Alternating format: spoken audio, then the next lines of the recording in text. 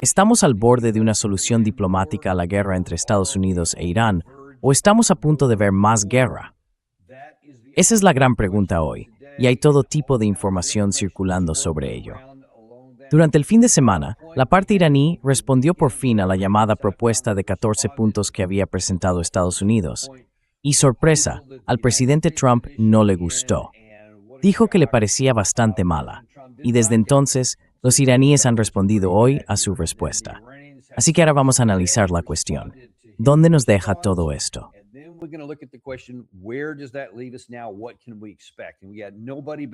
¿Qué podemos esperar? Y no hay nadie mejor para responder a esa pregunta hoy que alguien que es todo un experto en Oriente Medio y en diplomacia. Alastair Crooke, ex diplomático británico y antiguo oficial del MI6, con décadas de experiencia en Oriente Medio y en asuntos de seguridad europea. También fue asesor principal de la Unión Europea y es el fundador, como veremos en este programa, del Conflicts Forum, que podéis encontrar en Substack y del que hablaremos aquí en el Daniel Davis Deep Dive. Alastair, bienvenido de nuevo al programa. Como siempre, un placer tenerte con nosotros. Alistair, welcome back to the show. As always, delighted to have you here. Gracias, es un placer. Well, let's get into it because all of this started first. Bueno, vamos al tema, porque todo esto empezó, primero con algo que se anticipaba, creo que fue el viernes, cuando el presidente Trump dijo, sí, probablemente tengamos la respuesta de Irán esta noche, y luego no pasó nada. Y el sábado, otra vez, bueno, quizá la tengamos esta noche, y al menos en horario estadounidense tampoco ocurrió nada, seguía sin llegar. Y creo que fue el domingo por la mañana, hora nuestra, que supongo era más temprano allí en Irán, cuando de repente respondieron. Y como era de esperar, al presidente Trump no le hizo ninguna gracia, como publicó en su red Truth Social. Dijo, acabo de leer la respuesta de los llamados representantes de Irán. No me gusta, totalmente inaceptable. Y ya está. Gracias por su atención a este asunto. Luego hizo algunos otros comentarios más tarde ese mismo día, de los que hablaré en un momento. Pero antes que nada, ¿te sorprendió en algún sentido la respuesta iraní a los 14 puntos que provocaron todo esto? No, not at all surprised. It was in line with the earlier 12-point proposal that they'd made through the Pakistanis to America, and nothing really was changed. The basic elements, which you won't like, of course, was it says categorically no handover of Iran's 430 kilos of enriched uranium to the United States or to any other state at all. It says no to that. And it says they want a complete end to war. That is their main concern, with guarantees of no further aggression, immediate lifting of the US naval blockade, and that Iran will remain in control of Hormuz. So it's quite a tough position they've taken. And I think that reflects the fact that they believe they have the cards and that Trump doesn't at this point.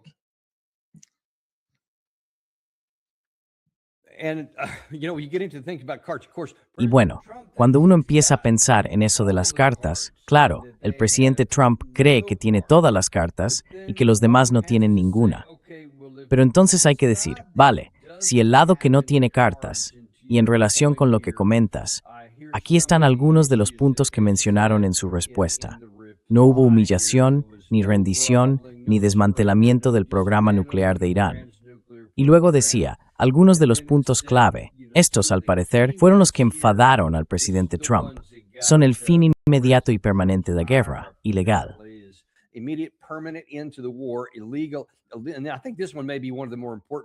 Y creo que este puede ser uno de los puntos más importantes aquí. El levantamiento del bloqueo en el estrecho de Hormuz, es decir, el fin de nuestro bloqueo, el levantamiento total de las sanciones, la devolución de activos y las reparaciones. Y luego está este otro punto, que también es una especie de veneno, el reconocimiento de la soberanía iraní y su control sobre el estrecho de Hormuz. Ahora bien, déjame preguntarte algo. Miremos esto desde la perspectiva iraní por un momento, porque ellos saben perfectamente que quizá ninguno de esos puntos que han planteado va a ser aceptable para Trump. Así que la pregunta es, ¿Qué esperan conseguir, incluyendo estos elementos que algunos podrían considerar trampas o condiciones imposibles? By having these, what some might call poison pills. Well, they know very well that Bueno, ellos saben perfectamente que las consecuencias económicas del cierre de Hormuz. Apenas hemos tenido una primera muestra de lo que eso significa, porque todo esto tiene que ver, sobre todo, con el petróleo y el gas. Y está claro que estamos agotando nuestras reservas a un ritmo extraordinariamente rápido en este momento. Y saben que lo siguiente será el problema de las líneas de suministro, la ruptura de esas líneas. Eso puede pasar en cualquier momento, y probablemente, en una o dos, habrá un problema serio con el suministro.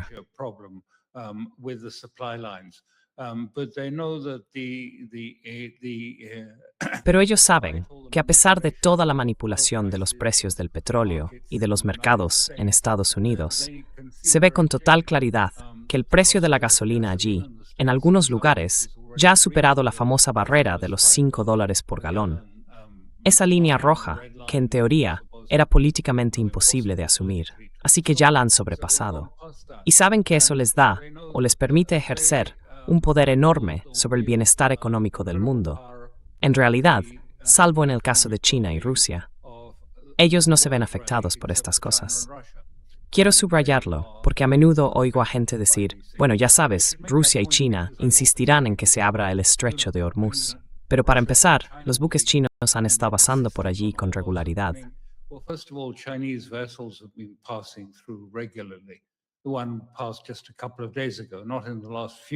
La que se aprobó hace solo un par de días, no en los últimos días, sino unos días antes. Y según las estadísticas chinas de abril, sus importaciones de petróleo fueron el 90% de lo que solían ser en el periodo anterior, cuando no había cierre en el estrecho de Hormuz. Así que no tienen escasez. Tienen 1.500 millones de barriles de petróleo en su reserva estratégica. Y de hecho, están exportando petróleo y productos derivados, en lugar de tener que ir buscando por ahí a ver si encuentran algo disponible. Así que a China no le preocupa demasiado. Pero claro, nosotros en Europa vamos a vernos muy afectados por esto. Y Estados Unidos también se verá afectado, porque el petróleo es un producto fungible. Si el precio sube, inevitablemente eso se reflejará en el precio de la gasolina en Estados Unidos y en otras cosas.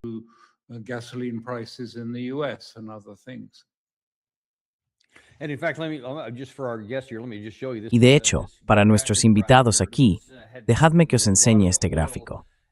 Este ha sido motivo de alarma para muchos expertos del sector petrolero durante el fin de semana.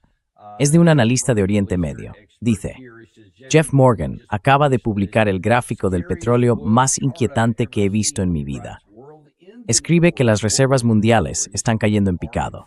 Y cuando esta línea llegue a 6,8, el sistema energético global no se ralentiza más. Se rompe. Y para quienes no lo vean bien, es un gráfico pequeño y cuesta entenderlo. Hay una barra gris a la derecha que representa el periodo que viene.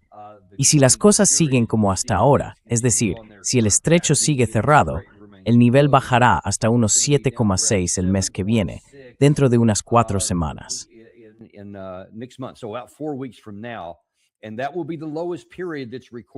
Y ese va a ser el periodo más bajo registrado desde algún momento antes de 2020.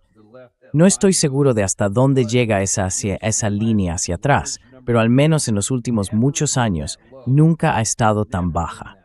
Nunca ha estado tan baja. Y no se trata solo de alcanzarlo, sino que una vez que se llega a ese punto, revertirlo va a llevar muchos meses. Y eso es una situación preocupante. Así que eso tiene que estar ejerciendo presión sobre el presidente Trump.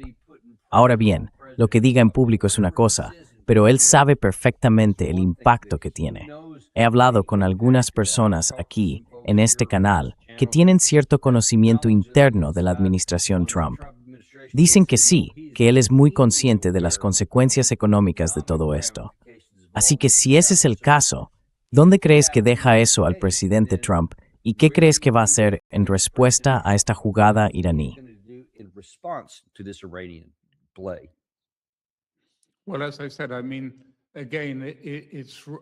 Bueno, como dije, quiero decir otra vez, ese gráfico es más bien mirarse el ombligo.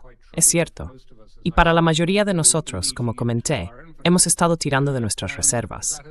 Y eso ha hecho que, básicamente, el hecho de que las reservas llegaran de repente a un punto crítico fuera algo previsible.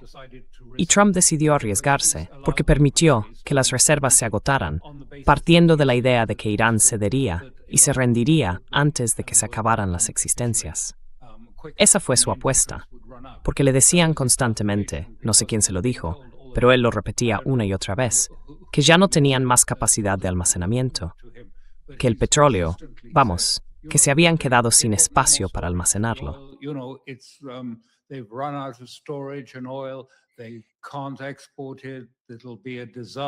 No pueden exportarlo. Sería un desastre. Creo que incluso llegó a decir que los oleoductos explotarían si seguía así. Pero en realidad, la situación no es así en absoluto. Y no lo digo solo yo. Todos los expertos del sector petrolero han dicho lo mismo. Irán no está llegando al límite de su capacidad de almacenamiento. Aún tenemos fotografías por satélite de la isla de Karg que muestran que algunas de sus instalaciones de almacenamiento allí no están llenas. Se puede ver por la sombra que proyectan los tanques. Además, tienen petroleros antiguos que todavía pueden llenar, buques cisterna de gran tamaño. Y en cualquier caso, no tienen por qué cerrar sus campos petrolíferos. Ya han pasado por esto antes, lo han vivido antes.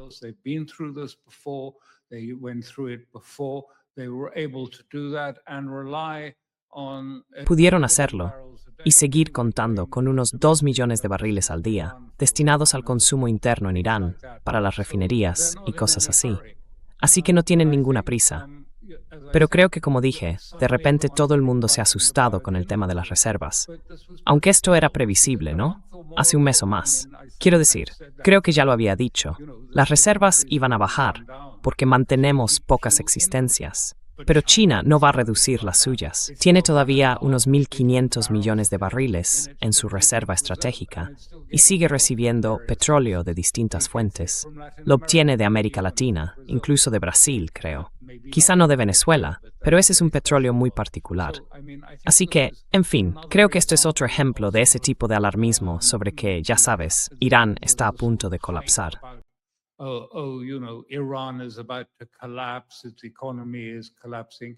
Iran has never Su economía se está hundiendo. Irán nunca había ganado tanto. Está ganando el doble de lo que ganaba en sus mejores meses antes de que empezara la guerra. Ahora, con las tasas y con la venta de petróleo, por cierto, también tienen petróleo almacenado en el mar.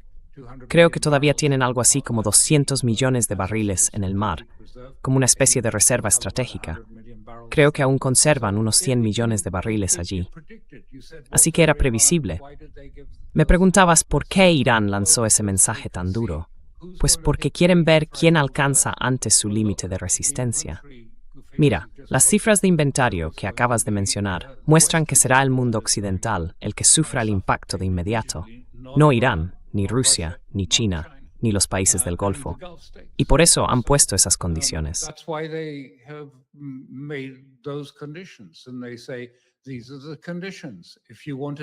Y dicen, estas son las condiciones. Si quieres un acuerdo, y están ofreciendo un acuerdo. Quiero decir, ya sabes, todo eso se rechaza de inmediato. Esto es inaceptable en mayúsculas.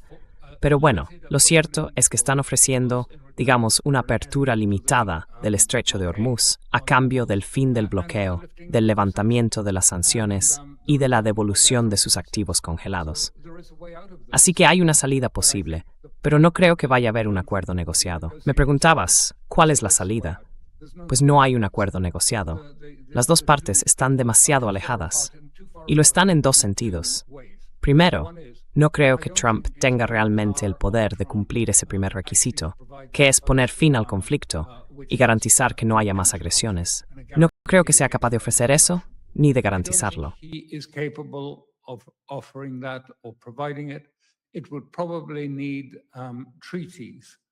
Probablemente haría falta un tratado para que fuera algo serio, porque no hay confianza en el gobierno de Estados Unidos. Quiero decir, ya han decidido 2, 3 veces. De hecho, lanzar ataques por sorpresa en plena negociación.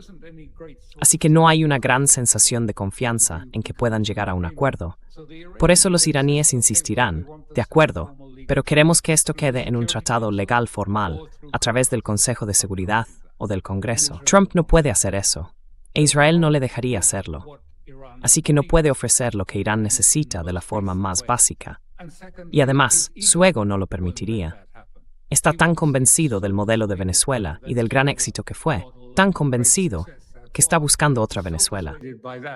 That he's looking for another Venezuela. I want to go in, boom, out, and big victory. And Yo quiero entrar, ¡pum!, salir, y una gran victoria, y ahí se acaba todo. ¿Pero qué ha dicho Irán? Que no habrá entrega del uranio enriquecido de Irán a Estados Unidos ni a ningún otro país. No, dicen que se lo quedan y que seguirán con ello. Al final, puede que acepten, no estoy seguro, pero puede que acepten hablar más adelante sobre el enriquecimiento nuclear. Aún así, no van a renunciar al enriquecimiento nuclear. No lo aceptan, aunque podrían aceptar algún tipo de propuesta. Pero creo que todo esto va a depender de algo muy distinto. No está afectando a Trump. No creo que sea posible negociar. Él no está en condiciones de negociar. Y tampoco creo que Netanyahu lo esté, que además también se enfrenta a elecciones. Así que tenemos a Trump con elecciones en noviembre y a Netanyahu en octubre. and Netanyahu in October. And really, probably the most likely Y, sinceramente, probablemente la solución más probable a todo esto, en mi opinión, es que no se resuelva nada y entremos en una especie de paréntesis, mientras la crisis económica empeora de forma dramática durante este proceso, durante este periodo. ¿Habrá una rendición por parte de Trump? No lo creo. Psicológicamente no me parece probable, porque está completamente obsesionado con la idea de la fuerza, con proyectar, ya sabes, la fuerza pacífica de Estados Unidos. Y, claro, tenemos que salir como ganadores. Tenemos que ser los ganadores. No somos capaces de aceptar ser perdedores. Y en este momento, él es un perdedor, y eso no le gusta nada. Así que no creo que sean capaces, y tampoco creo que Israel sea capaz de aceptar ninguna de estas propuestas, lo que, por tanto, impide que Trump las acepte. Por eso pienso que las posibilidades de una negociación son prácticamente nulas. chances of a negotiation are close to zero. And in fact, let me just kind of show you here. De hecho, déjame enseñarte algo para ilustrar de qué estás hablando. Esto está en Truth Social, la red de Trump. Es de ayer. Es una publicación bastante larga, como puedes ver, aunque para sus estándares a veces escribe cosas mucho más extensas. Empieza diciendo que Irán lleva jugando con Estados Unidos y con el resto del mundo 47 años. Retrasar, retrasar, retrasar.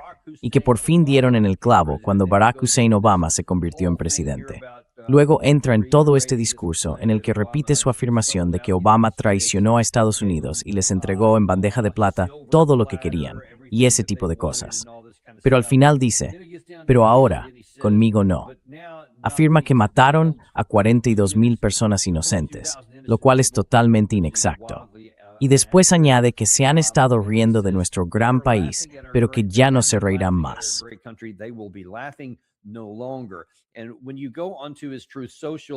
Y cuando entras hoy en su red Truth Social, puedes ver que desde ayer no hay más que página tras página diciendo cosas como: soy el mejor presidente de la historia del mundo, nadie es mejor que yo, debería estar en el Monte Rushmore, en fin, de todo un poco, reiterando justo lo que acabas de decir. Solo es capaz de verse a sí mismo de la forma más grandiosa posible. Sí, gracias por eso, Gary. Quiero decir, literalmente, se coloca entre los 3 presidentes más importantes de la historia. Si sigues bajando, verás que hay un montón de publicaciones así. ¿Cómo puede una persona que escribe eso sobre sí misma llegar luego a unas negociaciones normales en las que das algo para conseguir algo, como solía ser habitual en la diplomacia? Pero el presidente Trump solo es capaz de pensar en quedarse con todo y en imponer exigencias. ¿Cómo crees que va a responder entonces a la parte iraní en este caso? Well, he can't. And, one of the elements of it which make No puede. Y sabes, uno de los elementos que lo hace aún más complicado, y por eso no creo que haya un acuerdo negociado, es que todo esto tiene que ver con su rivalidad y sus celos hacia Obama.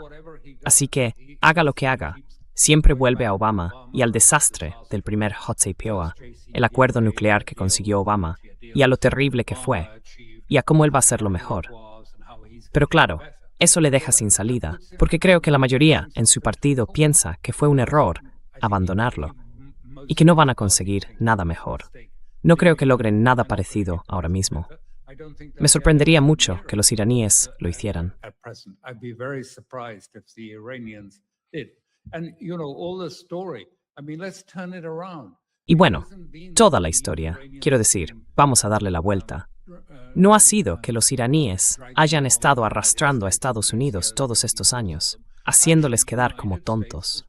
En realidad, Estados Unidos ha metido a Irán en una jaula durante 47 años, una jaula rodeada de bases militares, sanciones financieras, asedio, acciones de Naciones Unidas. Es casi como un campo de prisioneros para ellos. Y esto que están haciendo ahora es básicamente una fuga de esa prisión. No quieren simplemente hacer un acuerdo con Trump, porque eso significaría, ya sabes, algo así como decir, vale, ahora vamos a firmar un acuerdo y podéis volver todos a vuestra jaula. Una jaula parecida, en cierto modo, a la que viven los palestinos en Gaza. The people Palestinians are in Gaza. It doesn't have fences, but it's effectively a cage intended to squeeze and finally sort of break Iran as a functioning state. That is the purpose of it, and Iran sees that. So it's existential for Iran. It's not just, we want better terms here, a little bit more of this, a little less of that. No, the Iranians want to break out of this and take their place as a major regional power. And of course, they know that Trump isn't going to accept that because Israel won't accept it. And Israel wants their basic objective is to see Iran reduced from being a functioning state to a sort of collection of ethno-sectarian statelets, Azeri, Kurdish, Baluchi, and weak and unable and to stop Israel finishing its hegemony across the whole region, Greater Israel. Y vamos a echar un vistazo a, creo que fue esta mañana, el portavoz del Ministerio de Asuntos Exteriores iraní, Bagheri, explicó de forma bastante directa cuál es la posición de Irán. Es algo parecido a lo que vimos hace un momento, pero fíjate en cómo le da su propio enfoque.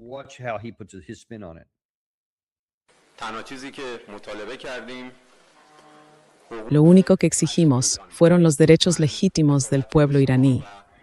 Dejo el juicio en tus manos y en las de nuestro pueblo. ¿Es una exigencia excesiva que Irán pida poner fin a la guerra en la región? ¿Que Irán pida detener la piratería marítima contra los barcos iraníes, lo que ellos llaman un bloqueo naval? ¿Que Irán pida liberar los activos que pertenecen al pueblo iraní y que llevan años injustamente congelados en bancos extranjeros por la presión de Estados Unidos? ¿De verdad eso es una exigencia desmedida?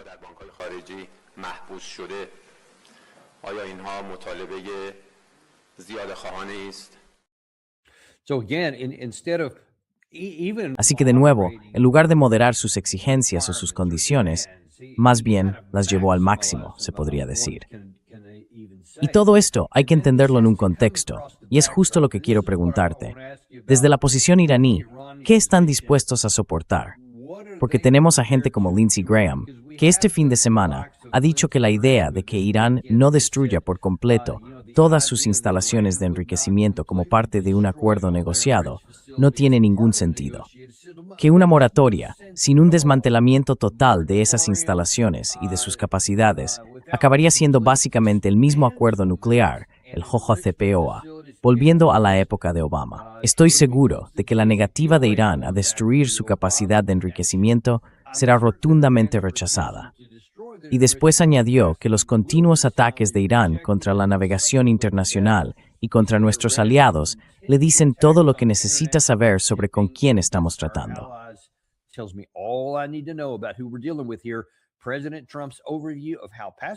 La visión del presidente Trump sobre cómo los presidentes anteriores, empezando otra vez por Obama, han fallado al tratar con el régimen terrorista iraní, es totalmente acertada. A mí me parece evidente que Irán cree que el presidente Trump está faroleando cuando habla de posibles opciones militares en el futuro. El fin de semana pasado hice un programa sobre cómo Mark Levin está pidiendo volver al combate. Jack Keane, el general Kellogg, todos ellos dicen lo mismo. Hay que volver y terminar el trabajo. Ahora bien, podemos debatir si eso es físicamente posible o no, pero desde luego no es imposible lanzar una operación y volver al conflicto. Irán, sin duda, debe saberlo. Así que, ¿cuál crees que es su cálculo al hacer estas exigencias que podrían incluso hacer probable un enfrentamiento militar?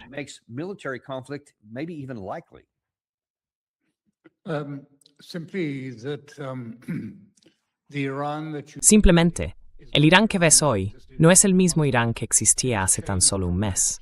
Ha cambiado de forma drástica. Se ha convertido, sobre todo entre los jóvenes, en una sociedad revolucionaria.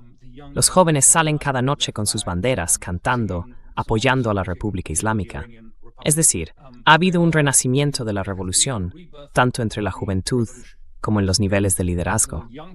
Y es un Irán distinto, y se vio claramente cuando Trump amenazó con acabar con la civilización iraní. Todos salieron a los puentes o formaron escudos humanos alrededor de las centrales eléctricas, diciendo, vale, ven, aquí estaremos y lo afrontaremos. Es que no te puedes imaginar el cambio que se ha producido. I mean, you cannot imagine the change that has taken place. And so many of these young people are saying to their leaders, Y muchos de estos jóvenes le están diciendo a sus líderes, quiero decir, respetan su liderazgo, claro. Pero al mismo tiempo, si preguntas a los jóvenes en la calle y les dices, ¿qué creéis que viene ahora?, te responden, ¿por qué seguir negociando con los estadounidenses? No se puede confiar en ellos. Deberíamos dejar de negociar, romper completamente. Bueno, Irán no va a hacer eso, pero ese es el sentimiento. La gente está cada vez más enfadada, y cuanto más se prolonga esto, más se alimenta una especie de energía nacional, fuerte y muy viva. Y en el caso de Irán, eso tiene una fuerza política enorme, en muchos sentidos. Es como un renacimiento civilizacional lo que está ocurriendo.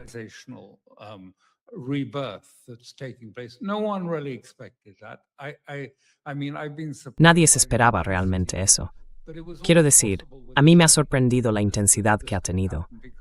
Pero siempre fue posible, tratándose de los chiíes, que algo así ocurriera, porque los chiíes siempre han tenido un componente revolucionario desde la muerte del profeta. Así que es algo que, claro, resulta inquietante para los estados del Golfo y demás, porque por supuesto, la mitad de Irak es chií, casi todo Bahrein es chií. Hay grandes comunidades chiíes incluso en Arabia Saudí, un 10, un 15%, creo que entre un 11 y un 15%, y también chiíes en Yemen. Quiero decir, no se trata solo de Irán. Y esto, bueno, es un sentimiento que se está extendiendo. Y el peligro que Trump está provocando es porque And the danger that Trump is inviting is because the response of some is la respuesta de algunos es decir, bueno, si esto es lo que está pasando, y si Irán va a volver a ser un actor poderoso en Oriente Medio, entonces habrá que introducir, o más bien reintroducir, la guerra sectaria que Estados Unidos ha estado llevando a cabo durante estos años, con el ISIS, con al-Nusra y con todos esos grupos que se inventaron, en su mayoría grupos wahabíes o salafistas, que se usaron para intentar contener a los chiíes. Y si ese es el caso, entonces tendremos una guerra muy violenta, una destrucción total de esa zona. Pero quiero subrayar el cambio que se está produciendo en Irán. No se trata de que busquen simplemente una versión mejorada del acuerdo nuclear, el JCPOA. Lo que quieren es cambiar la geopolítica de la región. Quieren sacar a Estados Unidos de sus bases en la zona. Y bueno, lo digo porque es lo que sé por los propios iraníes. No es que lo esté defendiendo, que quede claro. Pero ellos quieren que las bases estadounidenses desaparezcan de la región.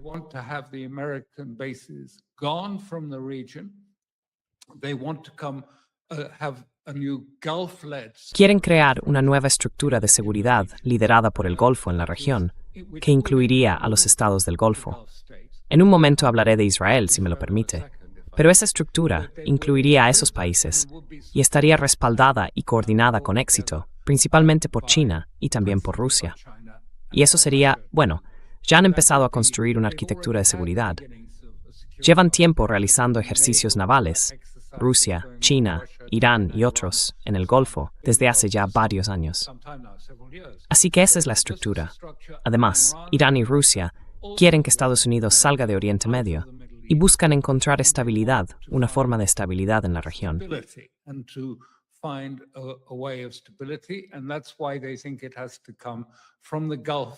Y por eso creen que tiene que venir de la gente del Golfo, de Irán y del propio Golfo. La estabilidad no puede imponerse desde fuera, ni por Macron, ni por Trump. Tiene que surgir desde dentro. Quieren rehacerlo, quieren purificarlo. Y esta es la otra parte que a menudo se pasa por alto. Recuerda que siguen diciéndole al Golfo: si vais a usar a Hamas y vais a tener relaciones con nosotros, tenéis que deshaceros de Amazon y de esos grandes centros de datos que estáis construyendo allí. ¿Por qué necesitáis un centro de datos de 30.000 millones de dólares en los Emiratos Árabes Unidos? Tenéis que eliminar a Microsoft, a Amazon. En otras palabras, tenéis que desmantelar la economía financiarizada que se ha construido deliberadamente desde 1973 en los estados del Golfo. Una economía que es, por así decirlo, una economía de comercio hiperfinanciarizada.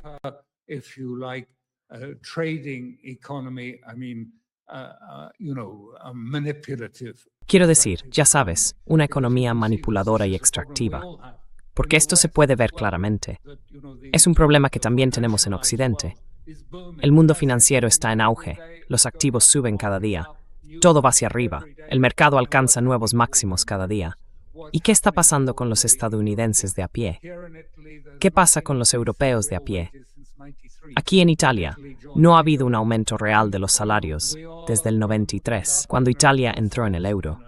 Y si no afrontamos estos problemas, acabaremos viviendo un momento revolucionario. Así que eso está sobre la mesa, hay que abordarlo. Ellos no quieren ese espejismo del Golfo, ese mundo de dinero fácil, de comercio y finanzas al estilo Wall Street, porque consideran que eso es perjudicial para la civilización.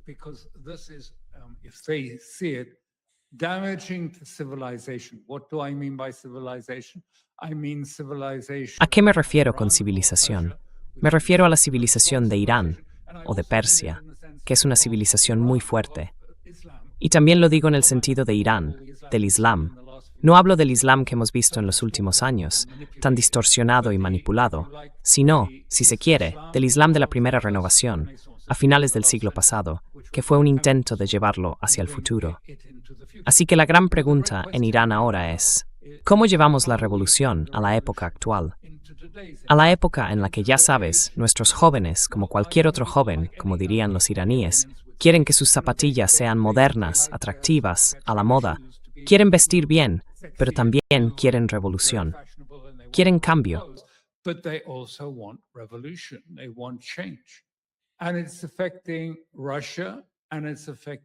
Y eso está afectando a Rusia y también a China. Los chinos se han quedado muy sorprendidos.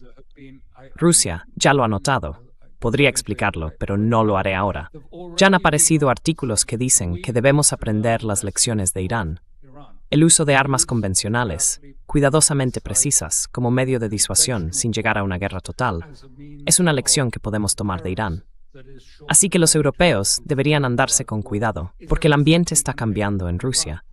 Y esa idea de que se pueden hacer volar drones por Finlandia y por los países bálticos para esquivar los sistemas de defensa aérea rusos y luego destruir refinerías cerca de San Petersburgo, creo que puede encontrarse con una reacción muy distinta.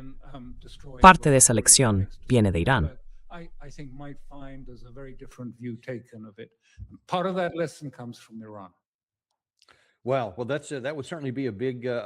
Bueno, eso sin duda sería un gran cambio aquí.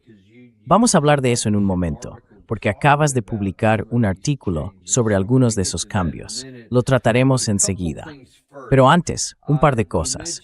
Has mencionado la conexión con Israel, y también quiero hablar de eso. Pero antes de entrar en ese tema, quiero detenerme en algo que has dicho hace un momento, que me parece potencialmente muy importante y a lo que deberíamos prestar atención. Has comentado que no se trata solo del Islam chií dentro de Irán, sino que también hay Islam chií en Irak y en varios otros países de la región del Golfo.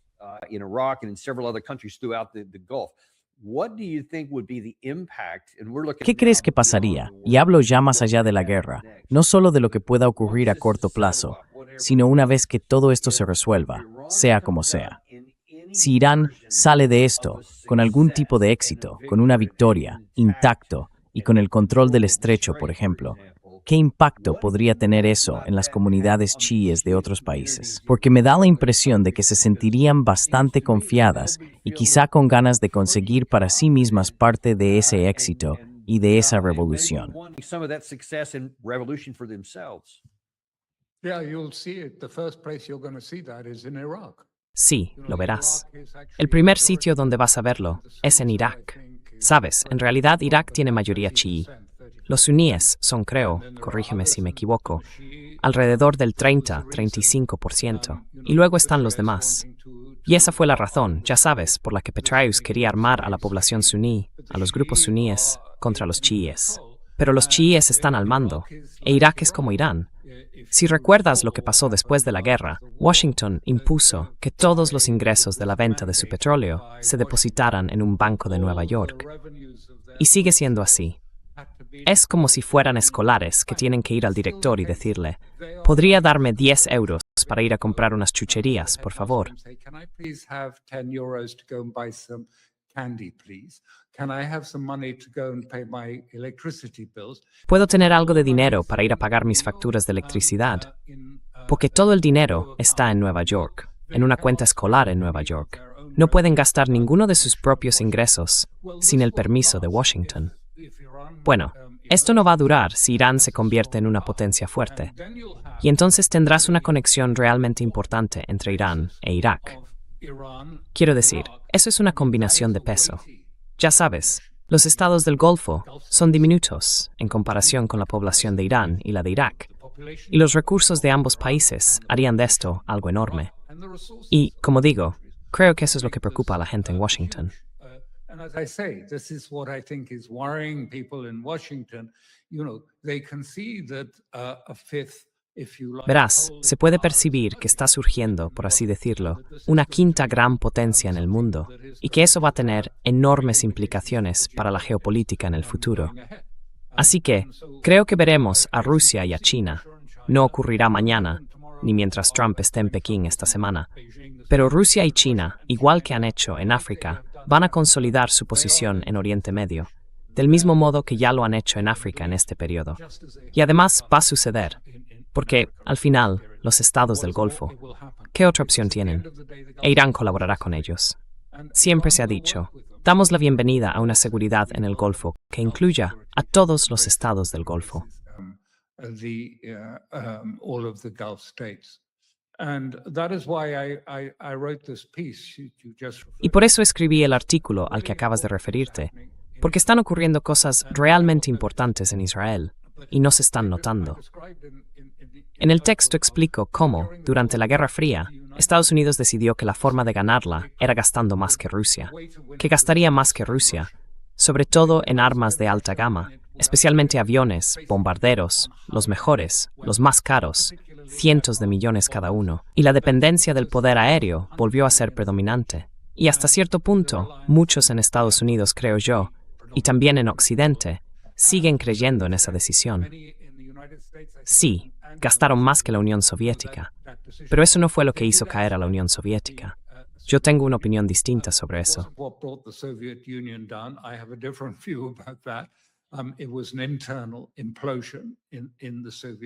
Fue una implosión interna en la Unión Soviética, pero aún así parece que ese proceso quedó justificado. Ahora lo importante aquí, y lo que resulta tan llamativo, bueno, para empezar, el punto estratégico era que, en fin, Estados Unidos simplemente se mantuvo firme en esa posición. Y estaba bien. Tienes dos océanos, dos mares enormes a cada lado, y estás a millones de kilómetros de la mayoría de tus adversarios. Así que eso funcionaba. Pero también significaba que el pensamiento sobre la guerra asimétrica, sobre los enormes cambios que estaban ocurriendo, porque claro, el cambio radical que provocaron los componentes electrónicos baratos, podías comprar componentes electrónicos en eBay, en Amazon si querías, permitía producir por una fracción del coste.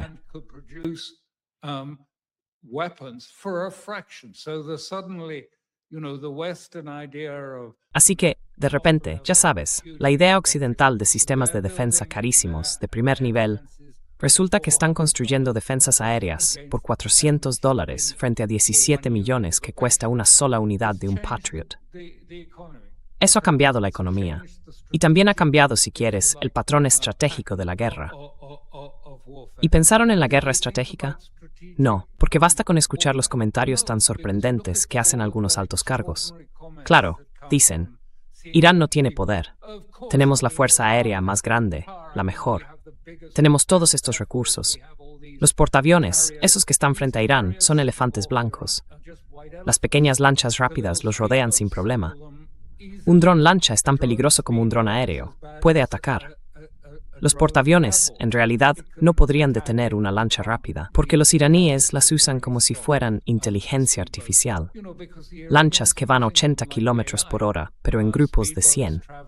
Van a derribarlas una por una con las defensas aéreas. Are they going to take them out one by air defenses? No, it's not possible. Have they thought about No, no es posible. ¿Han pensado en el futuro? No, no han pensado en la guerra asimétrica. Pero el punto clave, el realmente importante, el punto estratégico, que creo que marca un momento decisivo, es que Estados Unidos dio a Israel la misma estructura. Y si volvemos a Ben Gurión, cuando Ben Gurión escribió sobre las defensas adecuadas para Israel, fue muy claro en esto. Dijo, somos un país pequeño, en un territorio pequeño, con una población reducida y recursos limitados. No podemos permitirnos un gran ejército permanente. Hizo falta Vietnam para que Estados Unidos llegara a la misma conclusión sobre la dificultad de mantener ejércitos permanentes. Así que tenemos que tener un ejército pequeño y profesional, y depender en gran medida, depender sobre todo de los reservistas y de sus armas cuando las necesitemos. on reservists for our weapons when we need to?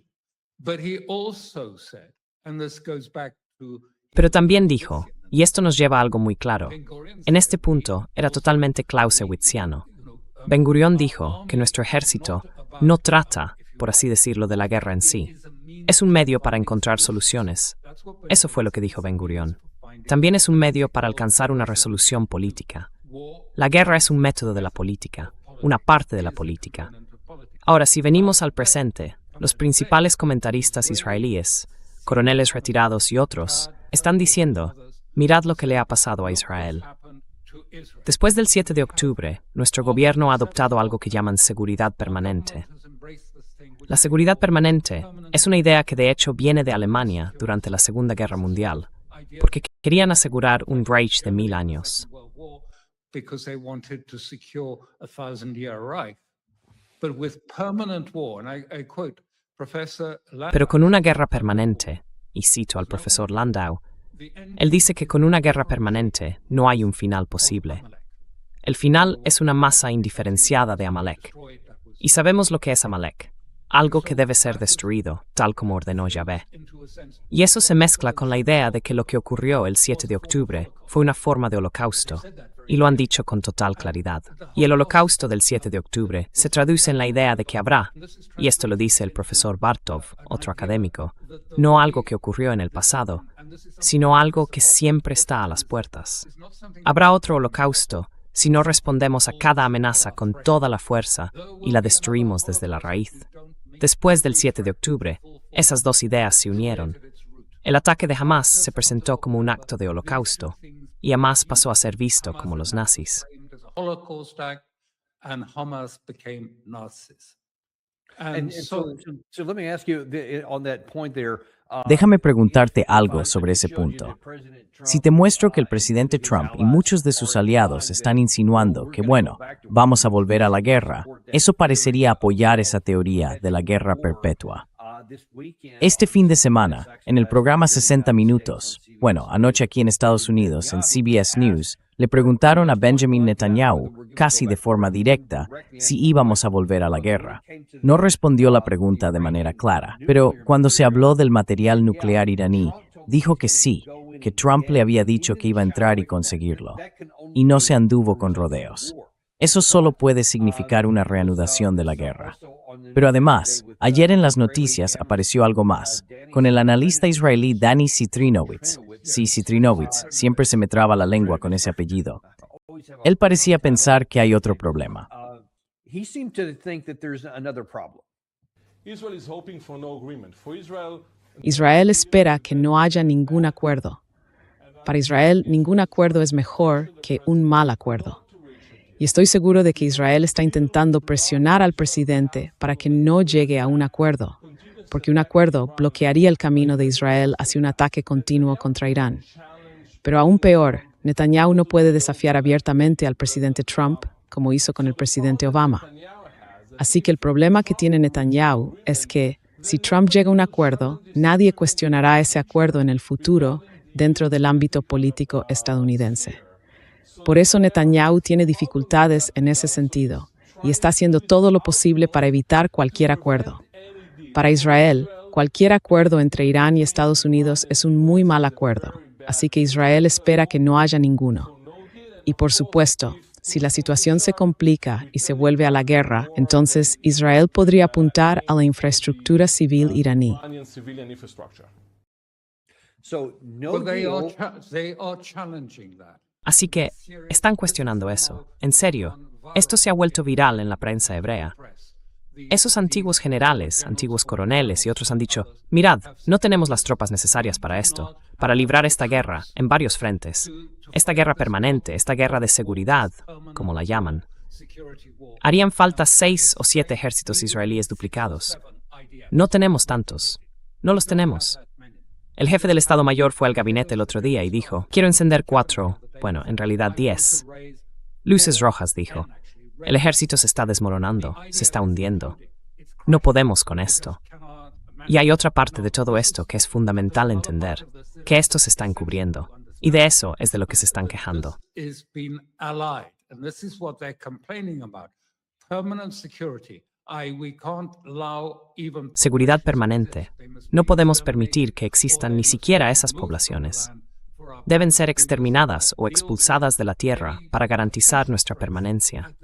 Tenemos que afrontar cualquier amenaza potencial desde la raíz. Y ese es el punto. Por eso vino de otra zona. Pero esta es su idea, y está unida a la idea mesiánica de redención de la derecha en Israel. Dicen que eso va a llevar a la destrucción de Israel. Eso es lo que están diciendo, y aparece por todas partes en la prensa hebrea, afirmando que esto supone una gran amenaza para Israel. Porque la idea de que se puede lograr la redención tomando, ocupando y asentando la gran Israel, y que eso sea redentor, una redención en sí misma, es profundamente peligrosa. and that being redemptive and a redemption. If you go to this eschatological element, Si mezclas ese elemento escatológico con la doctrina militar de seguridad permanente, entonces estamos perdidos. La única forma de salvar a Israel es volver a Ben Gurión. Así que repitiendo lo que dijo Ben Gurión, tenemos que mantenernos dentro de nuestras fronteras. Tenemos que estar dentro de nuestras fronteras y usar la fuerza, si estamos obligados a hacerlo, como un medio para establecer relaciones políticas con otros en la región. Esto va totalmente en contra de Netanyahu, de lo que dijo en ese video, y también de lo que cree Trump. Ellos dicen que Israel no puede hacerlo. Bueno, te puedes imaginar. En fin, lo que estoy diciendo básicamente es que Estados Unidos ha perdido la guerra en Irán. Es un asunto enorme desde el punto de vista geopolítico. a huge affair geopolitically, and in many ways they have lost the war. Y, en muchos sentidos, han perdido la guerra en Irán. Pero también Israel está perdiendo la guerra por el gran Israel. La ha perdido, y lo sabe. Y la mayoría de los militares dicen que simplemente no es posible hacer esto. Tenemos que volver a lo que dijo Ben Gurión. Tenemos que replegarnos dentro de nuestras fronteras. Y en otras palabras, tenemos que mantener relaciones con otros estados.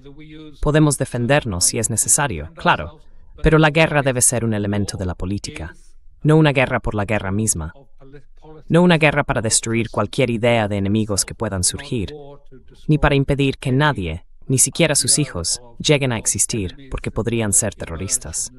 Eso no va a funcionar y acabaremos destruyéndonos a nosotros mismos.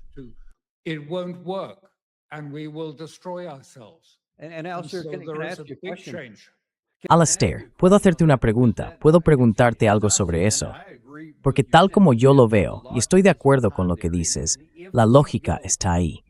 Y si hacemos como Netanyahu, como Lindsey Graham y todos esos otros, si volvemos a intentar acabar el trabajo por la vía militar, creo que estaríamos destruyendo nuestro propio futuro. Y creo que va a salir mal. Pero déjame preguntarte algo. Si esos generales de los que hablas y otros políticos que defienden esa postura, si Netanyahu dejara el cargo, fuera derrotado en las urnas o algo así, y llegara gente nueva, teniendo en cuenta todo lo que ha pasado en Gaza desde el 7 de octubre y todo lo que está ocurriendo ahora en Líbano, con tanta destrucción y tanta muerte, ¿sería posible que Israel dijera, de acuerdo, vamos a volver al modelo de Ben Gurión y vamos a vivir en paz con nuestros vecinos? ¿Hasta qué punto va a ser difícil después de estos 2 años y medio de guerra?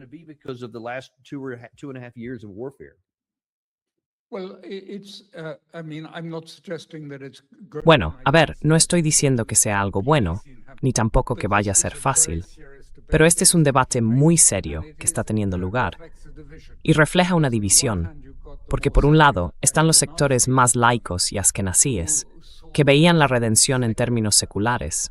Son religiosos, sí, pero del tipo que la entendía de una forma más global, pensando que eso traería seguridad y prosperidad. Y Ben Gurión decía, si queremos tener éxito como Estado, necesitamos una buena economía, un sistema que funcione y una comunidad que funcione bien.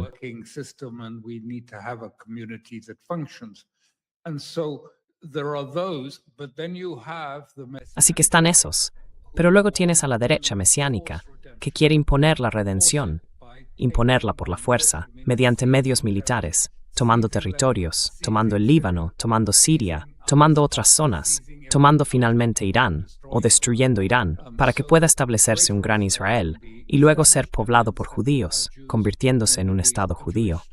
Y esos dos grupos, hasta cierto punto, están enfrentados entre sí. Pero los askenazíes siempre han controlado el ejército y la mayoría de los cargos políticos, hasta el último gobierno, cuando llegaron los midrajíes. Estos son los judíos procedentes de Oriente Medio y del norte de África que alcanzaron el poder.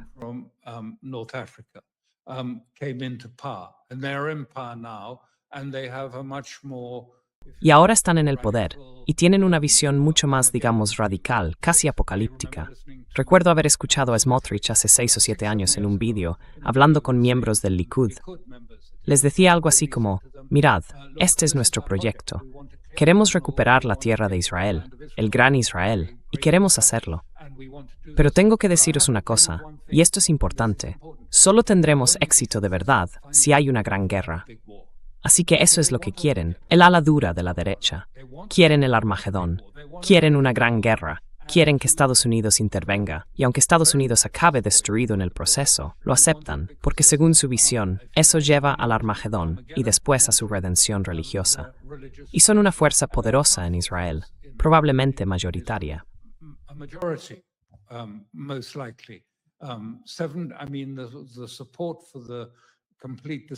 Quiero decir, el apoyo en Israel a la destrucción total de Irán está en torno al 93%. Y un 71% no quiere ningún acuerdo con Irán.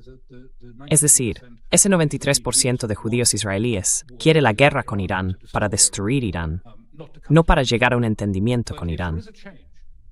Pero si hubiera un cambio en Irán, o un cambio en la arquitectura de seguridad del Golfo, lo que estoy diciendo es que de ahí podría surgir algo nuevo, que incluso Israel pudiera llegar a formar parte de esa arquitectura de seguridad, junto con Irán, Irak y los estados árabes del Golfo.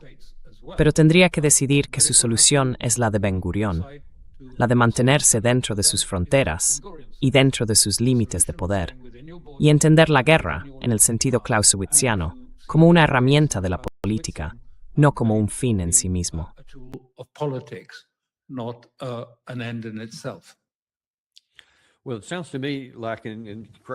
Bueno, a mí me da la impresión, y corrígeme si estoy interpretando mal, de que hay una enorme resistencia dentro de Israel, no solo entre sus líderes, sino también entre los principales asesores de Trump, a volver a una guerra. Aunque alguien pudiera trazar un camino que dijera que puede tener éxito, parece que dan por hecho que la guerra en sí ya es un éxito.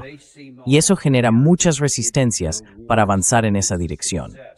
Pero si lo hacen, es casi Bueno, nunca se puede garantizar nada, pero es casi seguro que acabaría siendo una derrota real, tanto para Estados Unidos como para Israel. ¿Te parece una afirmación justa? For both America and Israel. Is that a fair statement? Yes, and for that, not for the Sí, majority y por eso no para la mayoría de los israelíes, pero sí para algunos de los más mesiánicos. Eso es exactamente lo que quieren. Porque también significaría el fin de lo que llaman, de forma bastante vaga, el poder de los goyim, el poder de los no judíos, y el aumento de la fuerza del poder judío, ya sea en Estados Unidos o en un sentido más amplio. Así que sí, quiero decir, hay una parte de ellos que lo acepta. Y vi una referencia, no la he comprobado todavía, pero Tucker Carlson dijo que fue, y le dijo a Trump, Netanyahu te odia. Tucker Carlson said he went and told Trump, Netanyahu hates you. All of these people that you think, Mark Levine, hates. Sabes, toda esa gente de la que hablas, Mark Levin te odia, toda esa gente a la que elogias y mencionas, te odia. Y él dijo, Trump le dijo, lo sé. Bueno, eso no ayuda mucho. Vaya, es un elemento, algo sobre lo que creo que hay que reflexionar. ¿Qué significa eso? ¿Y qué significa esta guerra? ¿Y por qué su final puede cambiar tanto a nivel geopolítico? No se trata solo de hacer otro acuerdo nuclear con Irán. Las consecuencias, las implicaciones son muchísimo más amplias. Are far more extensive. Yeah, it's certainly what it looks like in. Sí, desde luego, eso es lo que parece, y tendremos que esperar a ver cómo acaba saliendo todo. Sé que estamos casi sin tiempo, pero en el rato que te quede, me gustaría que nos dieras tu valoración sobre qué podemos esperar de esa reunión entre Trump y Xi, si finalmente se celebra a finales de esta semana. Me refiero tanto a las relaciones entre Estados Unidos y China, como también a lo que pueda implicar en relación con esta guerra. Chinese relations, but also in relation to this war.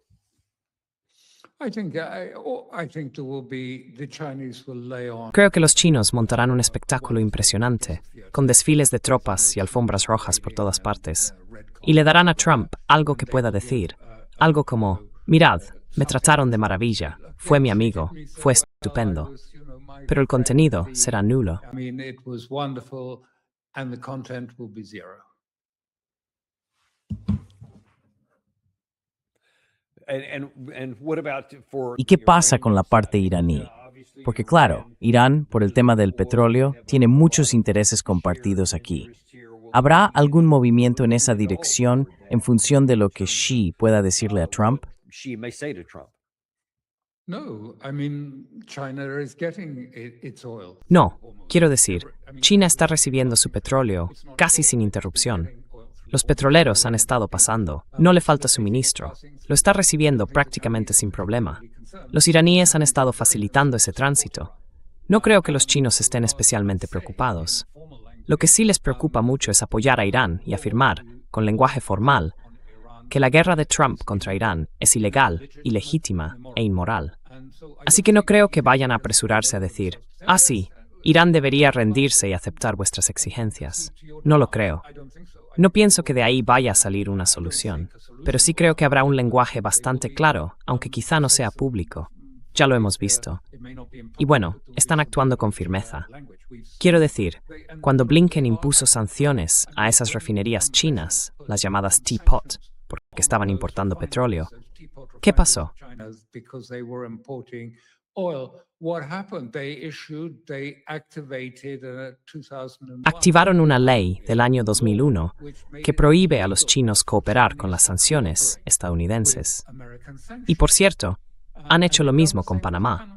Así que, si Trump empieza con esa guerra de amenazas y declaraciones, los chinos podrían simplemente responderle y decirle, mira, sí, sabemos que tienes muchos intereses empresariales en China y lo entendemos, pero a partir de ahora, todas esas operaciones tendrán que hacerse a través de bancos chinos. Y ahí se acabaría la conversación, creo yo. That's End of discussion, I think. And they have the power to make that happen, I think. Y tienen el poder para que eso ocurra, creo yo, tanto por su peso económico como por otras formas de influencia.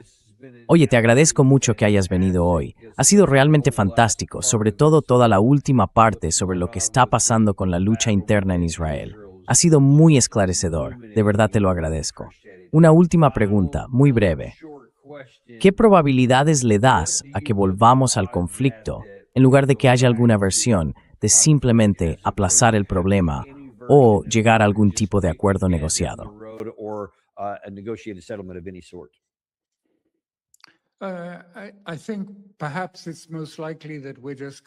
Creo que lo más probable es que entremos en una especie de paréntesis largo. Pero ese paréntesis no puede durar demasiado, porque las consecuencias económicas van a empezar a notarse muy pronto. Quiero decir, aquí en Europa no podremos llenar el depósito del coche, no podremos permitirnos volar. Va a golpearnos en breve, de verdad. Y la gente no está preparada para eso ahora mismo. Siguen, ya sabes, sin verlo. Están más pendientes del mundial y de cosas así.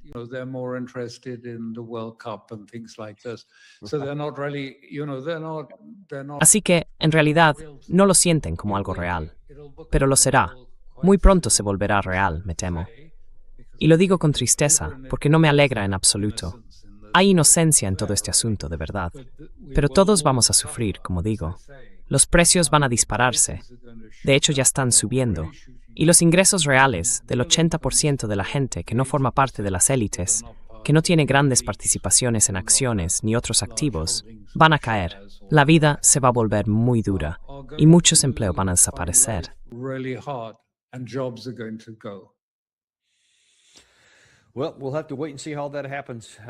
Bueno, tendremos que esperar y ver cómo se desarrolla eso.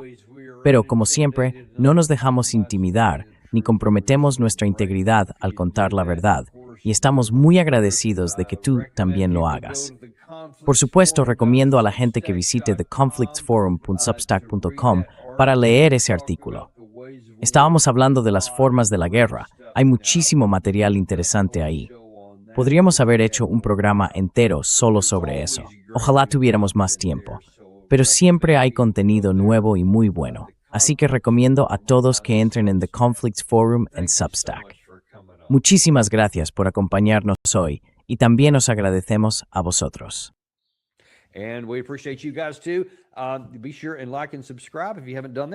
Asegúrate de darle a me gusta y de suscribirte si aún no lo has hecho. Eso nos ayuda más de lo que imaginas. Probablemente volvamos con el programa esta tarde. Tenemos que revisar un par de cosas para ver a qué hora será. Pero echa un vistazo a la programación y a nuestra web, y haz clic cuando empiece. Nos vemos entonces en el Daniel Davis Deep Dive. Ya sabes que no tenemos patrocinadores porque no nos gusta bombardearte con anuncios. A mí no me gustan. Así que tra un poco thatio, suscríbete, dale a me gusta y envíalo a alguien que te importe.